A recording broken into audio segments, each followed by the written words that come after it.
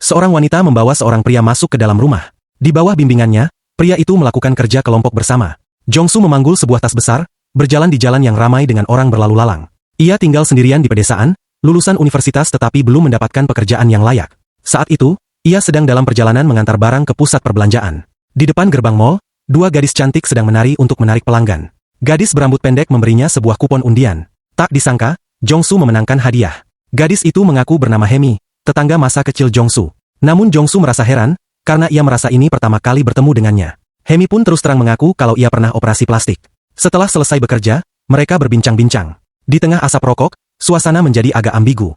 Jongsu bercerita bahwa ia ingin menjadi penulis, namun demi bertahan hidup ia harus bekerja keras setiap hari. Ia memberikan hadiah arloji berwarna merah muda yang ia menangkan dari undian itu. Hemi berpura-pura menolak, tapi tetap tersenyum saat memakainya. Mereka makan malam bersama, ditemani beberapa gelas bir. Hemi yang mulai banyak bicara lalu memperagakan pantomim, makan jeruk. Ia mengatakan ingin pergi berlibur ke Afrika untuk melihat tarian penduduk setempat.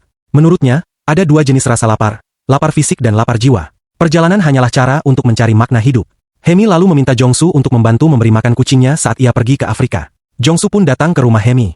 Itu adalah kontrakan kecil yang remang-remang, dan anehnya tidak ada tanda-tanda keberadaan kucing. Hemi menjelaskan bahwa kucingnya akan bersembunyi jika ada orang asing, jadi Jongsu hanya perlu memberi makan setiap hari. Setelah itu, di bawah bimbingan Hemi, Jongsu menyerahkan keperjakaannya. Dalam perjalanan pulang, hujan turun. Ibunya sudah lama meninggalkan rumah, sementara ayahnya terjerat kasus hukum.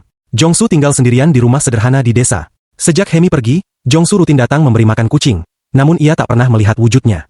Hanya dari berkurangnya makanan kucing dan adanya kotoran kucing, ia tahu hewan itu memang ada. Suatu hari, Jongsu mendapat telepon dari Hemi yang memintanya menjemput di bandara. Ia berdandan rapi, namun terkejut melihat Hemi pulang bersama seorang pria bernama Ben.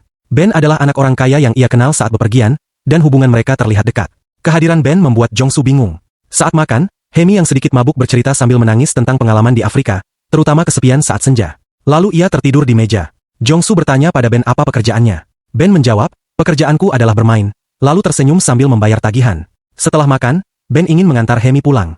Melihat mobil sport Porsche milik Ben, Jongsu merasa minder. Ia mengambil barang bawaan Hemi dari mobilnya yang tua.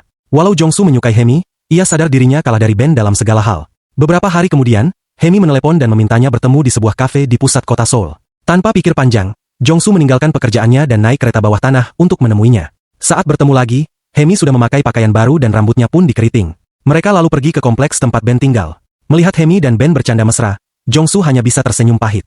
Setelah minum kopi, Ben berkata akan membuatkan pasta untuk mereka, dan mereka pun pergi ke rumahnya. Jongsu belum pernah melihat rumah semewah itu.